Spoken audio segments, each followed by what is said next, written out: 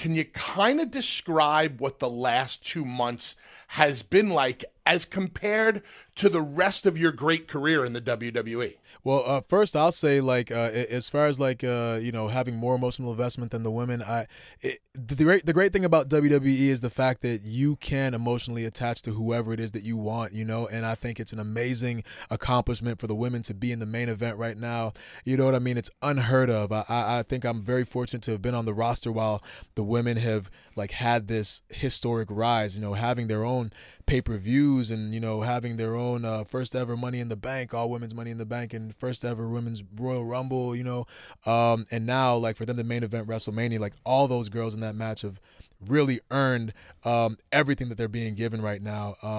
But as far as for me and like how it feels, it's awesome, man. It's like I said, it's just to be in this position is so rare. Like to have a singles match at WrestleMania is so rare. To have a singles match be for the WWE Championship is even more rare. But then to have it be organically fueled by the people, like nobody wrote this, and you couldn't have written this, and this wasn't something that was going to be written. Nobody was thinking about this. Nobody thought, hey, maybe we should put Kofi in the main event at WrestleMania. This was not something that was like made by the machine. So I think that is what makes it so special. Every great storyline has an element of reality in it, and I think that is what kind of sets it apart when something is just natural and something happens to where the people who invest so much in WWE and they invest so much into being a fan, like it's an investment to be a fan of WWE, like to watch all those hours of television, to keep track of Raw and SmackDown and all the pay-per-views and 205 Live, like it's a big investment of time. It's an investment that people make willingly, and it's only right that investment pays off, that they have a voice in what happens, and they dictate kind of what happens on the show. So again, to be the person at the center of all of that is it's awesome. It's awesome. Again, I'm so appreciative of it. And even like with Woods and E, like without them, none of this happens either. You know what I'm saying? So I feel like this is the perfect just storm. They've been so supportive of me. We've all been supportive of each other. That's been the whole base behind the New Day. Bubba, like that was our thing. Like we always just bonded together and had it's a very real bond, and it's not just like a thing where we're in the ring and we're just like having fun in the ring. It's like we're actually having fun because we have fun in real life. So again, like that element of reality is what makes the New Day special, and the element of reality of us wanting each other to all be better helps this, because it's very real. Like it's entertainment, but this is very real, and the success that we want for each other.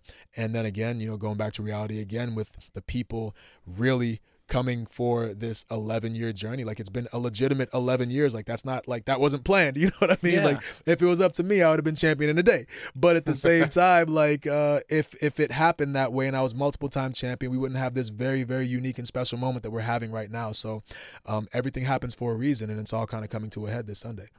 Yeah, it's a great comment by you because it really has been an 11-year journey for you. And did you think at any point that, hey, maybe my championship opportunity is just never going to happen? I'm part of the New Day now. We're dominant when it comes to being a tag team. We're entertaining. This might be where I am now.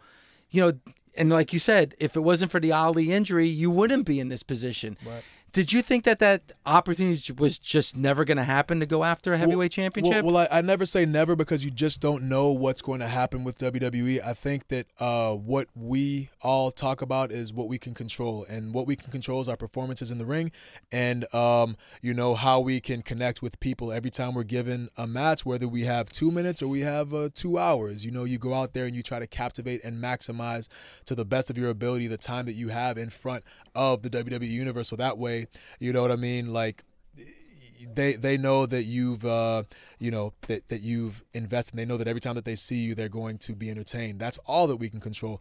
And I think if you we're always trying to be the best. So a sign of being the best is being champion. And if you don't think that you can be champion, then you don't think that you can be the best. So I think that it's something where we all knew the possibility. We all believed in ourselves and our confidence, myself, Woods, and E. It could be any of us in this position. The story might be a little bit different, but I think E would excel at being a WWE champion. Woods would excel at being a WWE champion, and we all support each other in all of those facets. Right now, it's me that's kind of at the center of this movement right now. It's. I don't think that we ever. We don't have it in us to settle and say, oh, well, this is it. You know what I mean? We're always just trying to do the best that we can do. And then as far as the booking is concerned, that's out of our hands. I can't control that. I can just do the best that I can do.